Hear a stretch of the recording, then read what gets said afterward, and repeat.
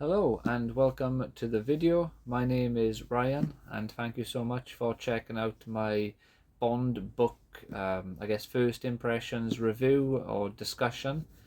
Today we're going to be having a look and having a discuss or having a chat about Diamonds Are Forever.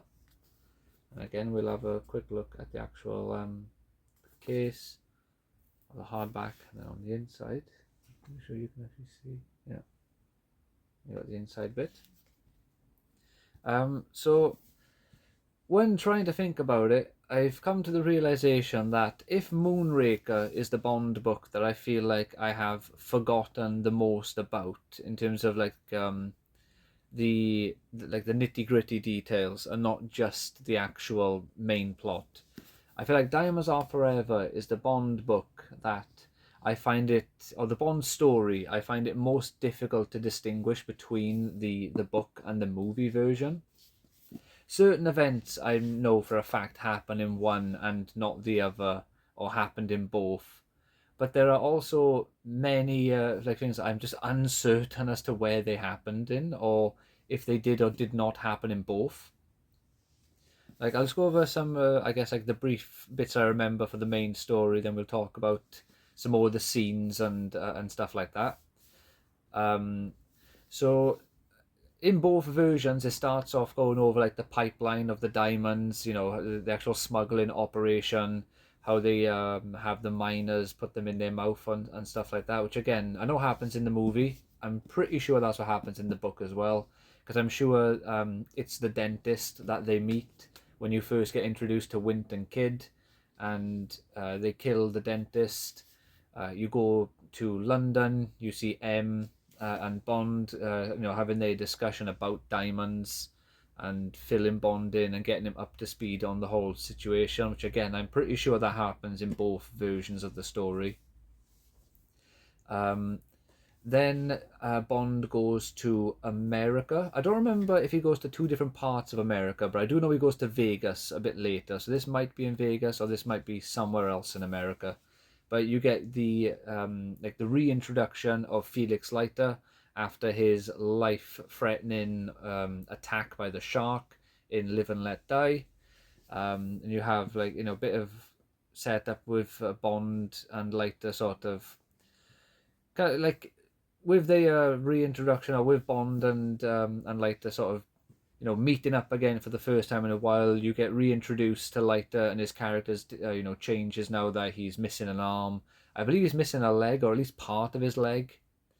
He's no longer a CIA operative. He's now a Pinkerton agent. I think it's an agent anyway, but he works for the Pinkertons, and he helps Bond with his infiltration of the I think it's called the Spangled. Well, I did check, but I'm sure the Spangled Gang or the Spangled Mob are the main bad guys in this game, and I'm guessing it's the Spangled Brothers. I don't think it says, but the two leaders of the actual Spangled Mob. One of them is who runs a diamond shop, I believe, in London, and then the other one is the main villain that you sort of follow for most of the story, if I'm remembering correctly. And Wint and Kidd work for them. So then Felix helps him sort of with that, I believe, if I'm remembering correctly. And then you have the part of the book which I didn't really enjoy, and it really sort of affected my enjoyment, which was the horse racing section. I don't know why, it just did not grip me at all. And as we'll find out later, for example, I've heard there are some complaints with the golf scene in Goldfinger, which I really enjoyed reading the golf scene, and it's proper in excruciating detail. But for whatever reason, I just couldn't get on with the horse racing section. You find out there's a guy whose name I completely forgot. I had to check this. The only thing I've decided to check up in between these now is just to try to remind myself of some of the important characters' names who I've forgotten. I don't want to remind myself of the whole story, because I feel like being first impressions, if it didn't leave a strong impression, that you can view it however you want, but to me, I feel if it didn't leave a lasting impression, then it should be sort of held against the book in this sort of in this sort of situation. But yeah, so the guy's name is Tingaling Bell, and that's the jockey that Bond bribes to mess around with the race and fix it, and I think he loses deliberately. Um, and then you go to the mud baths, which again, scene I'm not the biggest fan of when I read it, but I didn't dislike it. I liked it a lot more than the horse racing because you do get a bit more Wint and Kid. You get to see them being crazy psychopaths, and they killed Tingaling Bell. Sorry, the door keeps moving, as I think it's moving. They kill him in the mud bath, like what you see at the beginning of Diamonds Are Forever, the movie, when Bond is going after Blofeld. It's that sort of scene where he gets drowned in scalding hot mud. Difference is it's done publicly. It's not just Bond and this one guy in the room together. Like, there are people there chilling, hanging out, having a mud bath, and cleansing themselves, I suppose, in some manner. And then these two psychopaths come in and just murder someone in front of them, while Bond is also stuck in a bath with no way to defend himself, so he has to just wait it out, basically. After that, then I believe is when we go to Las Vegas. You get another little bit of Bond gambling, which, as I've mentioned, I really enjoy when Bond does the gambling. It's a fun way to just vicariously live through Bond and experience things I don't really have an interest in experiencing firsthand too extremely, like with the heavy drinking, the heavy smoking, the very high stakes gambling. None of that sort of thing appeals to me, but in book form, it very much does for some reason. I really enjoy reading it. Um, and at some point then, I guess when the climax is building up, they go to like a ghost town, or like some sort of a cowboy village or something. I can't remember what the deal is, but I remember there's a saloon that the leader of the Spangled Gang, which I'm not sure if his brother's dead yet or not, but the one that we meet there is dressed up like a cowboy for some reason. And then there's a shootout between the Spangled Mob and Bond. And I think this is where Tiffany Case sort of betrays them, or maybe she already has before here. I just remember Bond and Tiffany escape together, which I haven't even mentioned Tiffany yet. Um, I believe her introduction is similar to what it was in the movie, where she's introduced to Bond as a part of the pipeline and going through the smuggling. But her position in the book is a bit different. I can't remember exactly what her deal is, but I believe she wants to get out of the mob and she wants to get out of that life. Whereas in the movie, she doesn't seem too bothered about it until that girl is dead and found in a swimming pool. And then similar, like the movie, the book ends with like Bond on a cruise ship where he fights and kills Wint and Kid, like I say, like in the movie. So overall, it's relatively similar. I'd say it's nowhere near as close to the book as, say, Casino Royale, the movie that is, or From Russia with Love. But it's definitely much more, the two versions are much more similar than, say, Moonraker.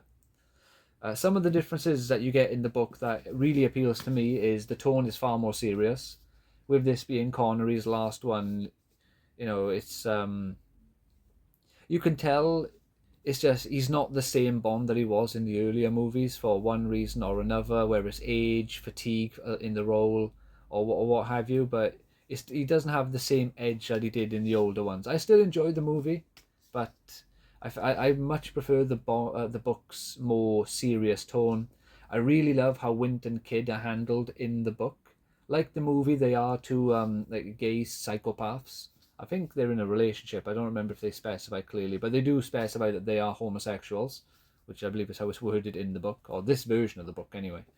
Um, they come across way more intimidating. Like, for example, with the dentist at the start of the book, instead of putting a scorpion down the back of his t-shirt or shirt, they put it in his mouth, which is way worse, much more visceral of a horrendous experience.